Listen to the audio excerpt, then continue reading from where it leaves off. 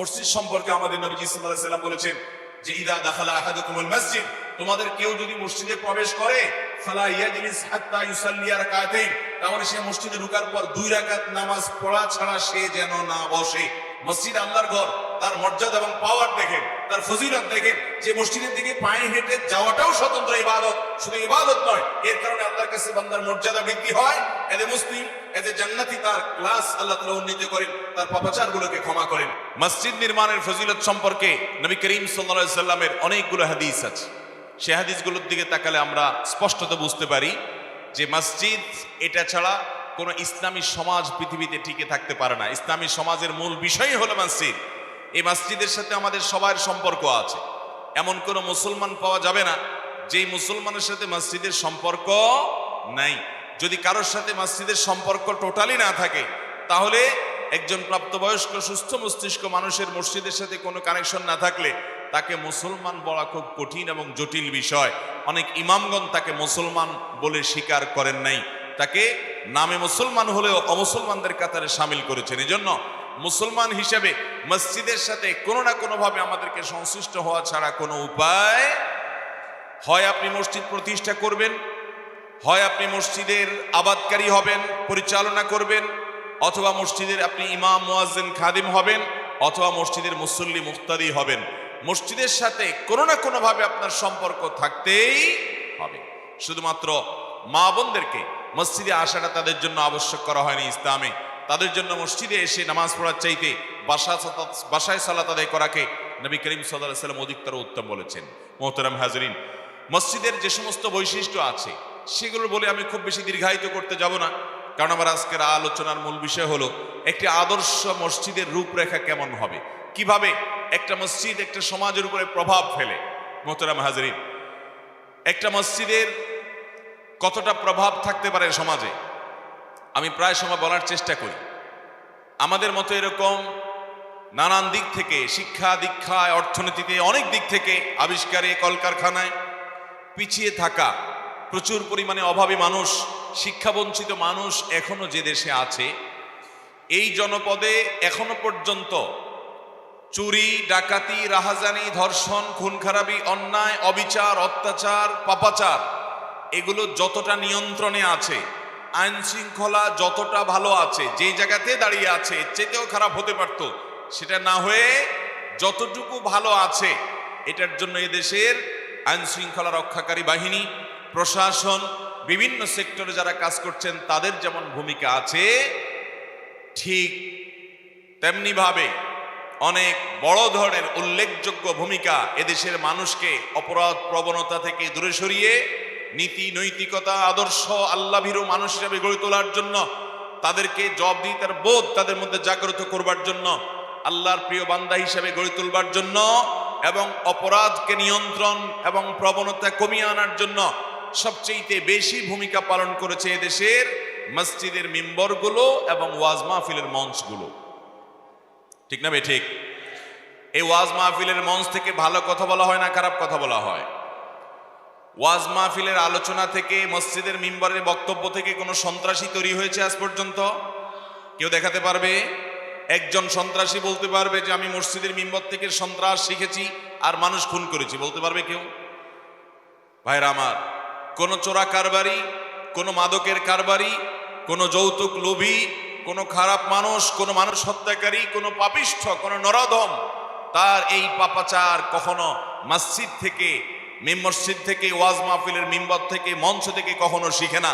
এখান থেকে বাবা মার অবাধ্য সন্তান বাধ্যগত হয়, খারাপ মানুষ ভালো হয়, মাদকাসক্ত মানুষ মাদক ছেড়ে দেয়, চোরা কারবারি ছেড়ে দেয়, হারাম উপার্জনকারী হারাম কাজ করা ছেড়ে দেয় এবং অন্যের হক নষ্টকারী তার অন্য মানুষের হক নষ্ট করার অপরাধ ছেড়ে দেয়। এটা হলো ভালো মানুষ তৈরির কারখানা, আলহামদুলিল্লাহ। ঠিক না বে ঠিক? এদেশের মসজিদগুলো যে পরিমাণ ভূমিকা রাখছে এদেশের উন্নতিতে, অগ্রগতিতে, বিশেষ করে মানুষের মধ্যে নীতি নৈতিকতা জাগ্রত করবার জন্য, সেটা যদি না থাকতো তাহলে মানুষে মানুষে একজনের মাথা আরেকজন খেত। নীতি আদর্শ বলতে যেটুকু আছে নাম কাওয়াস্তে হলেও এটুকুর নাম গন্ধ কোনোদিনই থাকতো। মুহতারাম হাজিরিন, এজন্য মসজিদগুলো আমাদের দেশে দরকার আছে না নাই? ইসলাম এত চমৎকার একটা সমাজ ব্যবস্থা আমাদেরকে দিয়েছে, পৃথিবীর কোনো মানুষ এর বিকল্প পাবে না। পৃথিবীর বহু দেশের প্রেসিডেন্টরা সাপ্তাহিক বার্তা দিয়ে থাকে জাতির উদ্দেশ্যে। গোটা দুনিয়াতে এই শিক্ষা সর্বপ্রথম দিয়েছে ইসলাম। আমাদের প্রিয় নবী সাল্লাল্লাহু আলাইহি সাল্লাম জুমার দিন সকল মুসলমানদের উদ্দেশ্যে তিনি খুতবা দিতেন। জুমার দিন তার এই খুতবা ছিল সারা সপ্তাহের জন্য দিক নির্দেশনামূলক। সমস্ত মুসলমানদেরকে উদ্দেশ্য করে আজ পৃথিবীর বিভিন্ন দেশের প্রেসিডেন্ট, বিভিন্ন দেশের দায়িত্বশীল সর্বোচ্চ পর্যায়ের ব্যক্তিবর্গ, তারা যে সাপ্তাহিক বক্তব্য বিবৃতি দিয়ে থাকেন, এটি নবী করিম সাল্লাল্লাহু আলাইহি সাল্লামের সেই বাতানো পন্থারই যে কোনোভাবে অনুসরণ ছাড়ার কিছুই নয়। মোহতারাম হাজরিন, ঠিক একইভাবে ইসলাম মসজিদের মাধ্যমে এত চমৎকার একটা সামাজিক ব্যবস্থা গড়ে তুলেছে যে পৃথিবীতে অন্য কোনো সমাজ ব্যবস্থা ইসলামের বাইরে আর কেউ এটি কল্পনাও করতে পারে না। আপনি দেখুন, ইসলাম বলে একটা ছোট্ট মহল্লাতে একটা পাঞ্জেগানা মসজিদ থাকবে। যতগুলো ছোট ছোট মহল্লা থাকবে সবগুলো মহল্লাতে অনেকগুলো পাঞ্জেগানা মসজিদ থাকবে। এটার উদ্দেশ্য কি?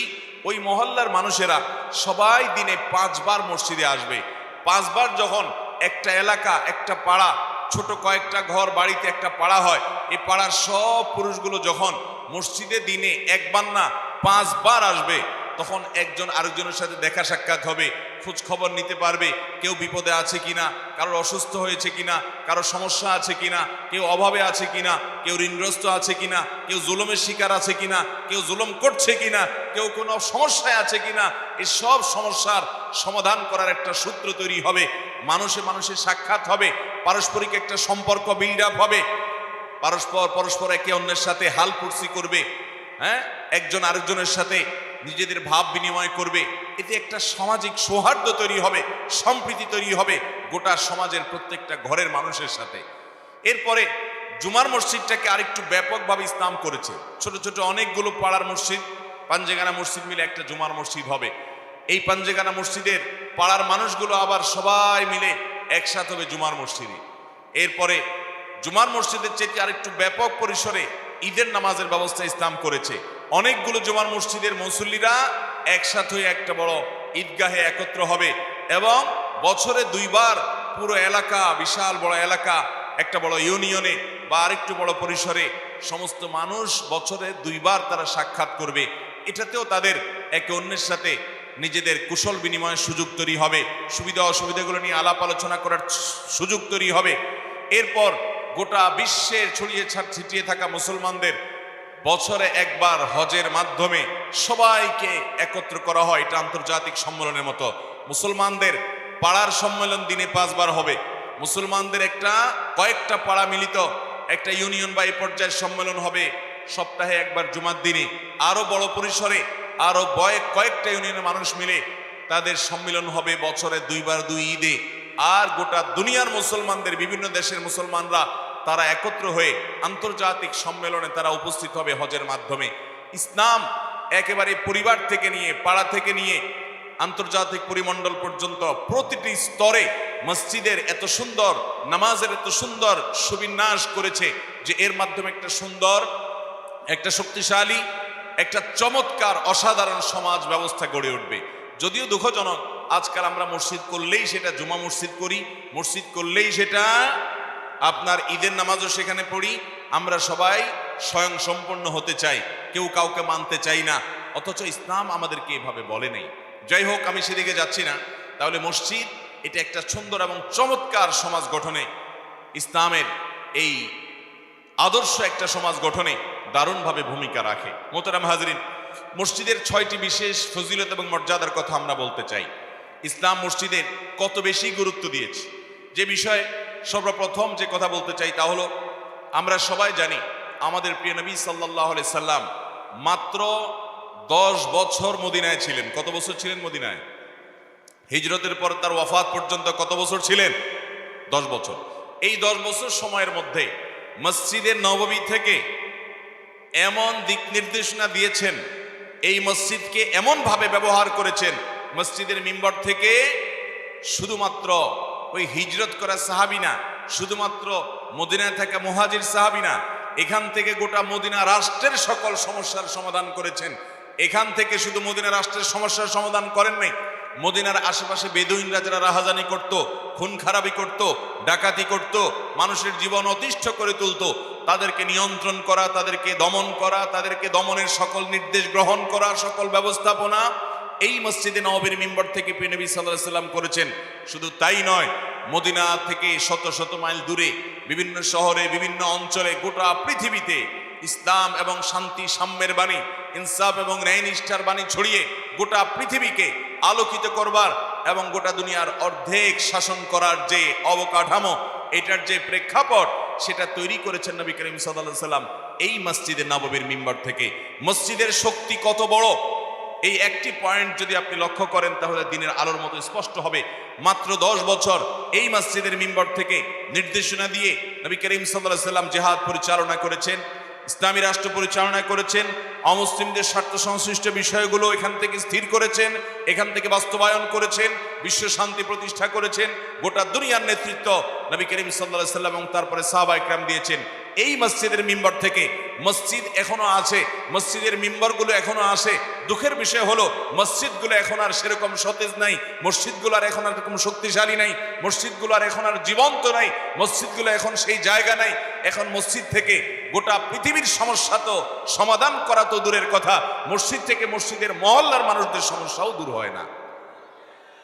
মোহতারাম হাজিরিন, আমাদেরকে এই মসজিদগুলোকে আদর্শ এবং মডেল মসজিদে রূপান্তর করতে হবে। তাহলে গোটা পৃথিবীর চেহারা পরিবর্তন হতে সময় লাগবে।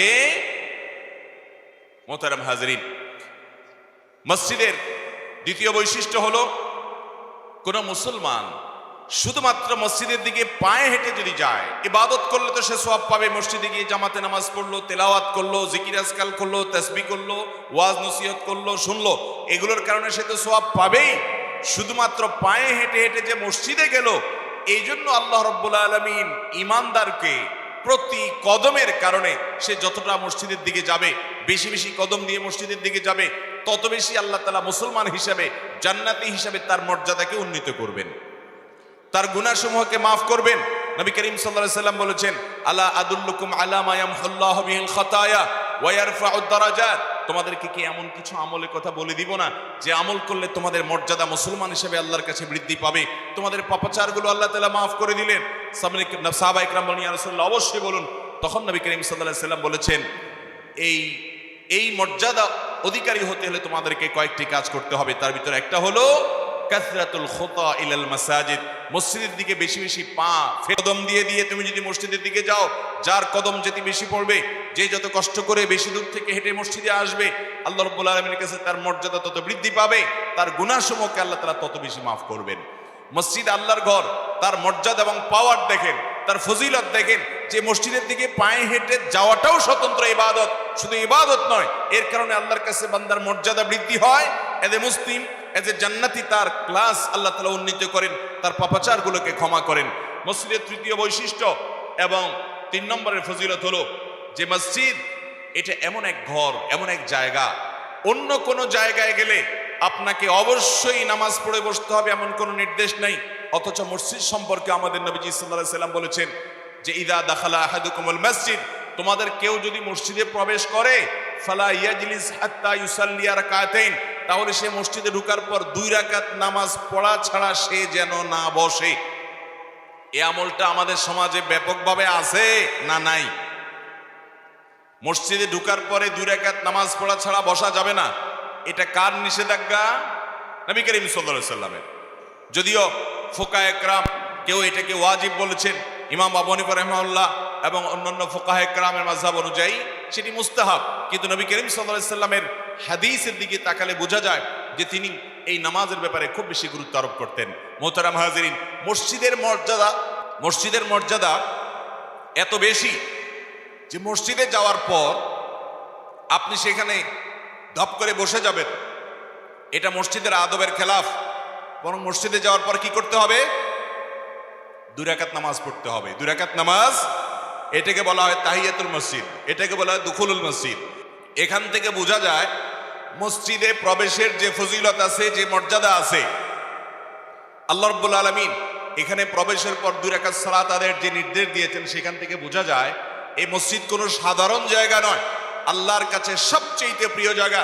এই জন্য নবী করিম সাল্লাল্লাহু আলাইহি ওয়াসাল্লাম আরেকটা হাদিস উল্লেখযোগ্য, তিনি বলেছেন আহাব্বুল বুকাই আও আহাব্বুল বিলাদি ইলাল্লাহি মাসাজিদুহা, আল্লাহর জমিনে সবচেয়ে আল্লাহর কাছে প্রিয় জায়গা হলো মসজিদ, আল্লাহর ঘর। এজন্য এখানে প্রবেশ করলে 2 রাকাত নামাজ পড়া ছাড়া বসা যায় না, এটা মসজিদের মর্যাদার কারণে। ঠিক একইভাবে মসজিদের তৃতীয় চতুর্থ যে মর্যাদার কথা আমরা বলতে চাই সেটি হলো, যদি কেউ মসজিদ নির্মাণ করে আল্লাহ তাআলা তার জন্য জান্নাতের ওয়াদা করেছেন। কিসের ওয়াদা করেছেন ভাই?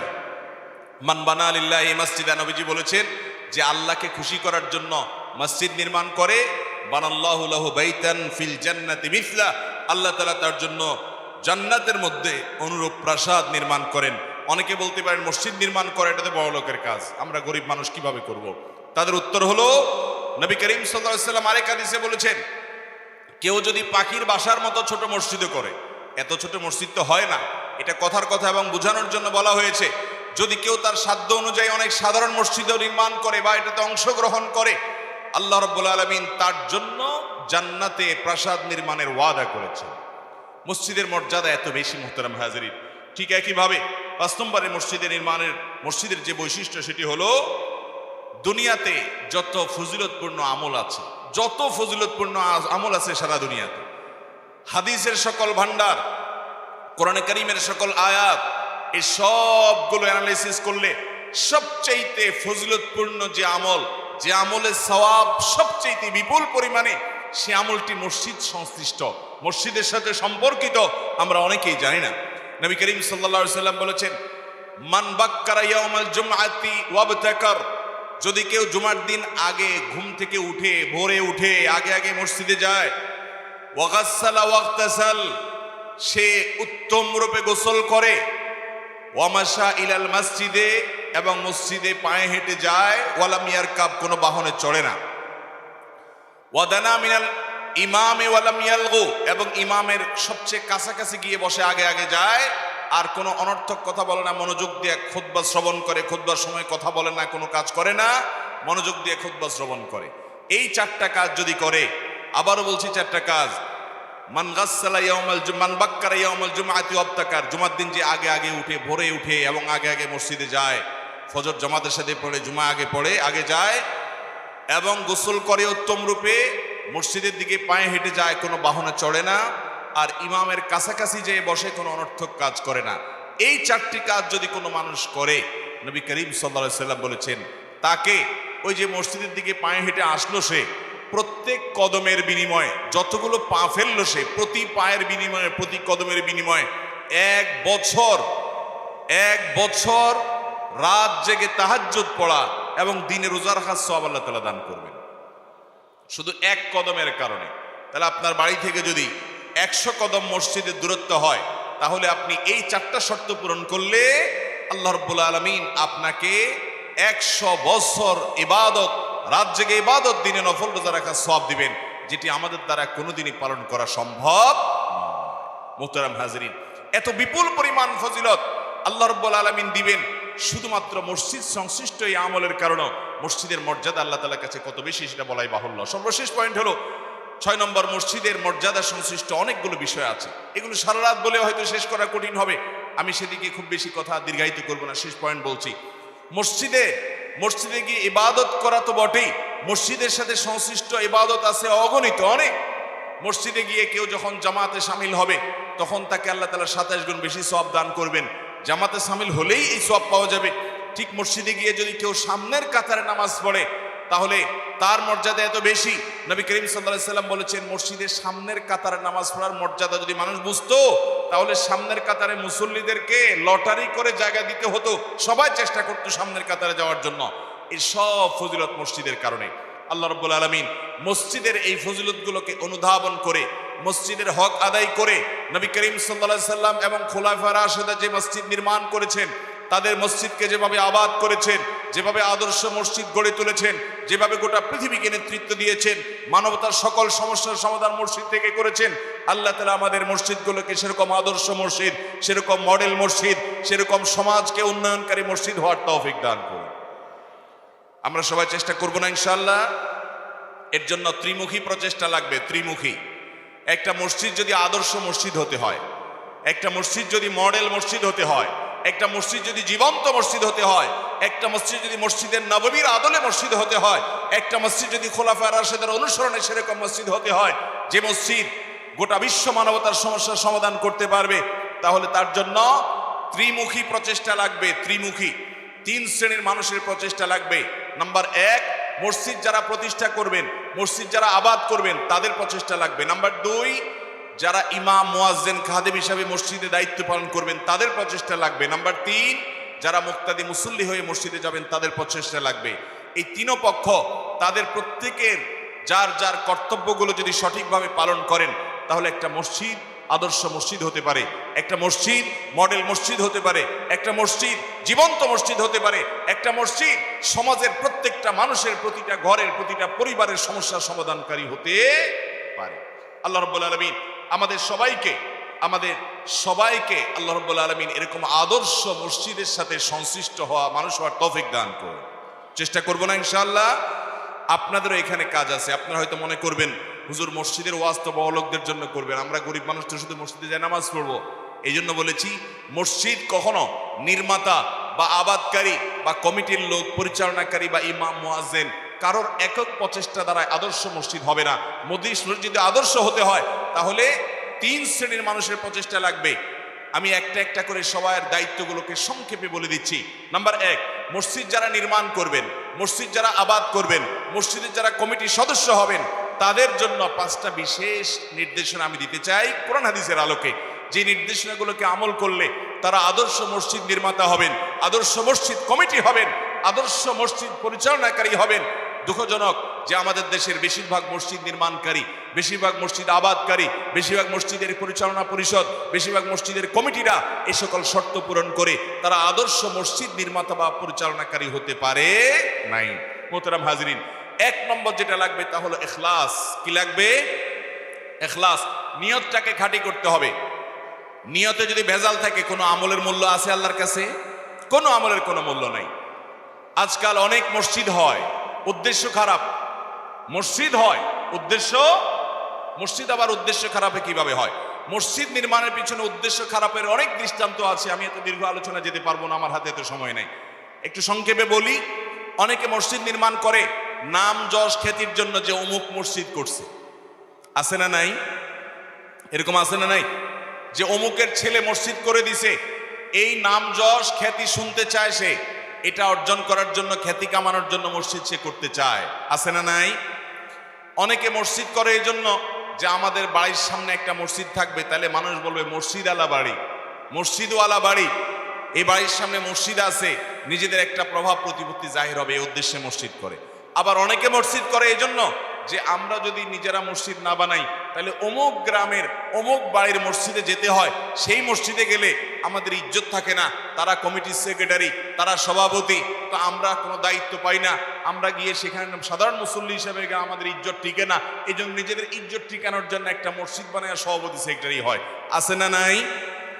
অনেক লোক আছে দেখবেন মসজিদ কমিটির মধ্যে গন্ডগোল লাগছে, গন্ডগোল লাগার পর সেক্রেটারি সভাপতি নিয়ে কোনো পদ নিয়ে গন্ডগোল লাগার পর তারা সেখান থেকে বের হয়ে এসে আরেকটা মসজিদ বানাইছে, উদ্দেশ্য যে তারা সেক্রেটারি সভাপতি হবে।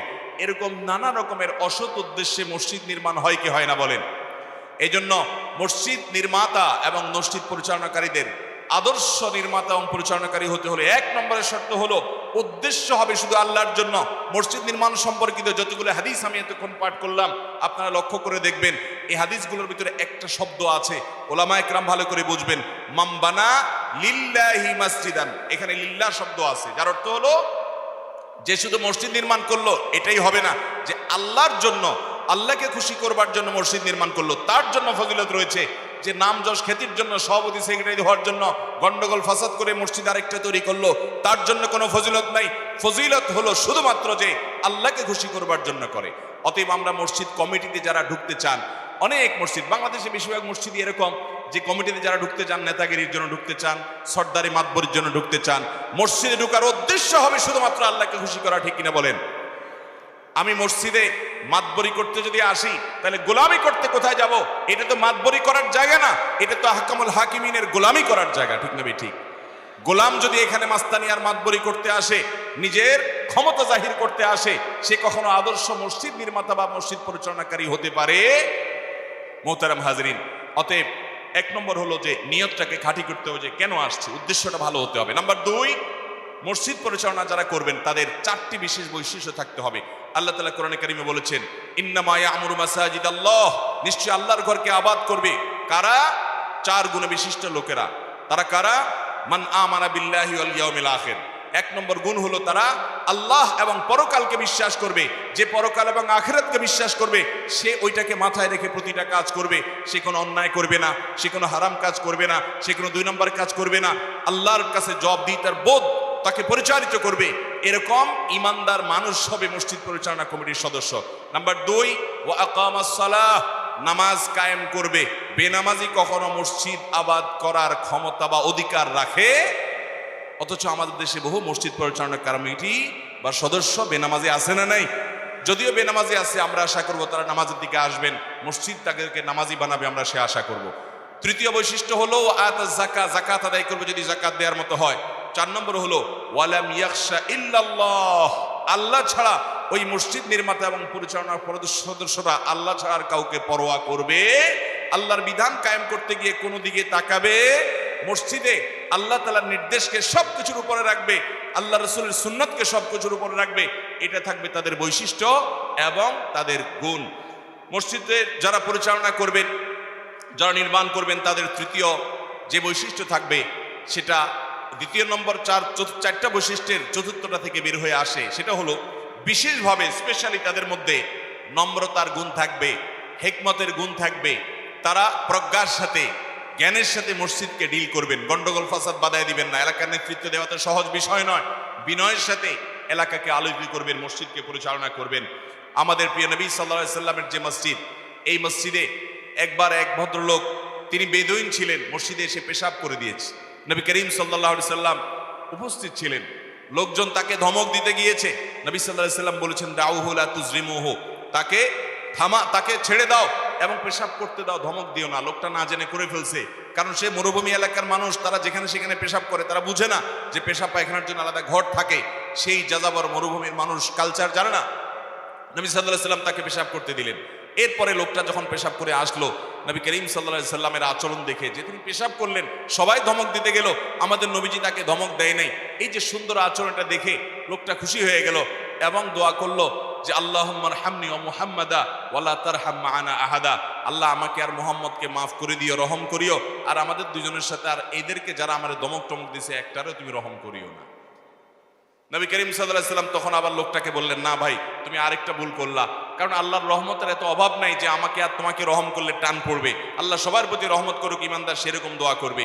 এই যে একটা আদর্শ, মসজিদের দায়িত্ব পালনকারী ব্যক্তি তিনি বিনম্র হবেন, প্রতিটা পরিস্থিতিকে সুন্দরভাবে ট্যাকেল দিবেন, মাস্তানি মাতবরি গায়ের জোর মসজিদে দেখাতে যাবেন না। চার নম্বর যে বৈশিষ্ট্য হবে, মসজিদের যারা দায়িত্বশীল, বিশেষ করে তাদের ইমাম সাহেব এবং মুয়াজ্জিনদেরকে স্বাধীনতা দিতে হবে। কি দিতে হবে? স্বাধীনতা। তারা যেন স্বাধীনভাবে সেখানে কাজ করতে পারে, তারা যেন আল্লাহর বিধানকে সঠিকভাবে বাস্তবায়ন করতে পারে। অনেক মসজিদের কমিটি অথবা নির্মাণকারী অথবা মুতাওয়াল্লি আছেন যারা ইমামদেরকে, খতিবদেরকে স্বাধীনভাবে কথা বলতে, সুদের বিষয়ে ওয়াজ করতে গেলে ওনার মনে কষ্ট হয়, ঘুষের বিরুদ্ধে ওয়াজ করলে ওনার গায়ে লাগে, ওইটা বিষয়ে ওয়াজ করতে গেলে ওনার ইজ্জতে যায়, পর্দার বিষয়ে ওয়াজ করতে গেলে ওনার পরিবারের মহিলাদের গায়ে আসে। এই জন্য হুজুরও হিসাব করে করে কথা বলতে হয়, আছে না নাই? এটা কখনো আদর্শ মসজিদ হতে পারে? কমিটিতে যারা থাকবেন তারা আলেমকে, একজন ইমাম খতিবকে বলবেন যে হুজুর, আপনি যেটাকে কোরআন হাদিসের আলোকে সঠিক মনে করেন নির্দ্বিধায় সেটা বলবেন, কার গায়ে পড়লো দেখার বিষয় নয়।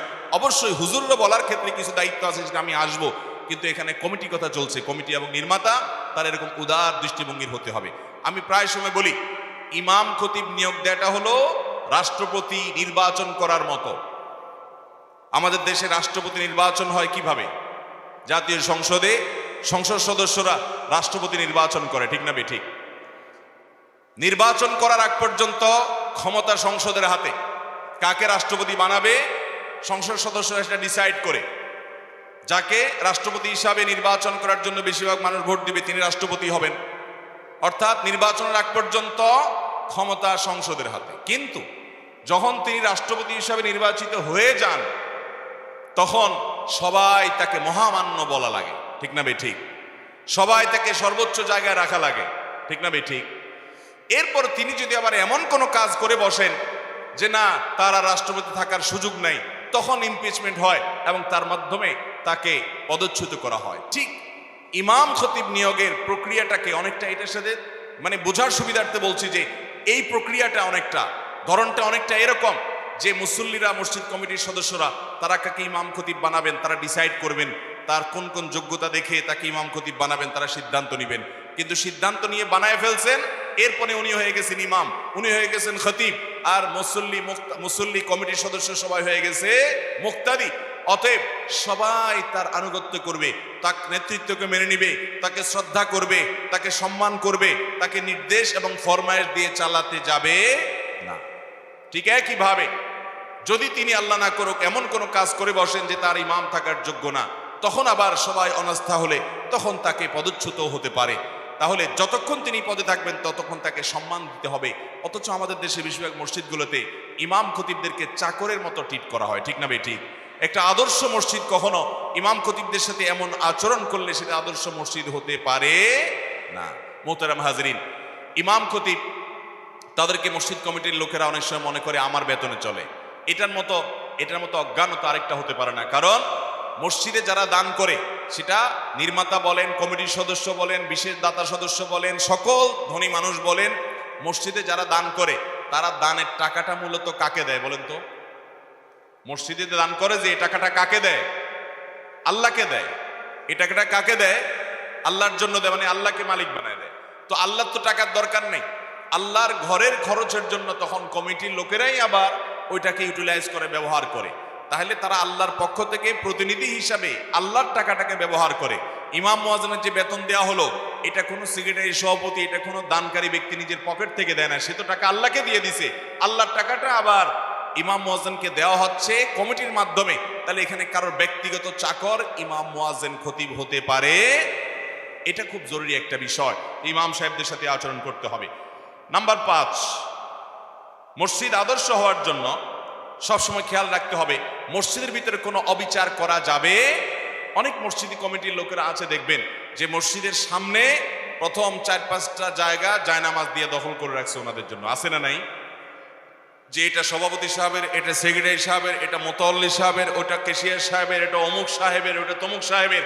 আরে মসজিদ যদি আল্লাহর ঘর হয়, এখানে যদি গোলামি করতে আসে, এখানে যদি সেজদা দিতে আসে, এখানে যদি দাসত্ব করতে আসে, এখানে যদি ইবাদত করতে আসে, তাহলে এখানে আবার এসে তার বিশেষ পদ, বিশেষ জায়গা সে কখনো আশা করতে পারে?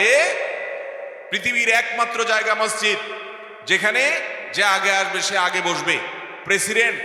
প্রেসিডেন্ট থেকে নিয়ে রাস্তার ভিখারি পর্যন্ত কোন মানুষে ভেদাভেদ করার নির্দেশ মসজিদ দেয়। ভাইরা আমার, এই জন্য আদর্শ মসজিদের জন্য এই বিষয়গুলো জরুরি। অনেক মসজিদ কমিটির লোকেরা আছেন মসজিদের নামে ভায়োলেশন করে, গন্ডগোলালা জায়গায় মসজিদ নির্মাণ করে, জায়গা দখলের জন্য মসজিদ একটা উঠায় দেয়, সরকারি বেসরকারি জায়গার মধ্যে মসজিদ নির্মাণ করে, বা মসজিদ মূল জায়গা বৈধ জায়গা হলেও রাস্তার কিছু জায়গা দখল করে ফেলায়, আছে না নাই? আল্লাহর ঘরকে যদি এরকম ভায়োলেশনের জন্য কেউ ব্যবহার করে সে আল্লাহর কাছে অনেক বড় অপরাধী হবে।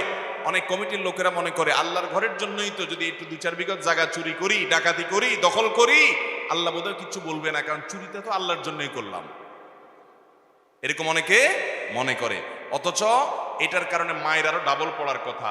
আল্লাহ হয়তো তাকে বলবেন, বেটা নিজের জন্য চুরি করতি, তাও একটা ব্যাপার ছিল, আমি মাফ করতাম, তুই আমার ঘরে আসামি বানাইলি, আমার ঘরের জন্য 2 নম্বরই করলি, এর ছাড় হবে? অনেক মসজিদ কমিটির লোকেরা আছেন এই বিষয়গুলো খেয়াল করেন না। মসজিদের আশেপাশে মানুষদের অনেক সময় কমিটির লোকেরা হক নষ্ট করে। মসজিদের আওয়াজ যদি আশেপাশে মানুষের জন্য কষ্টের কারণ হয়, মাইক ব্যবহার করতেই হবে মুসলমান সমাজ, কিন্তু মাইকের ব্যবহার যদি কারোর জীবনকে অতিষ্ঠ করে দেয়, কারোর ঘরের একেবারে বরাবর মাইকটা লাগাই দিয়া ফুল ভলিউম দিয়ে দিলেন, তাহলে ওই লোকটার যদি জীবনযাত্রা ব্যাহত হয়, এই শিক্ষা কখনো ইসলাম আমাদেরকে।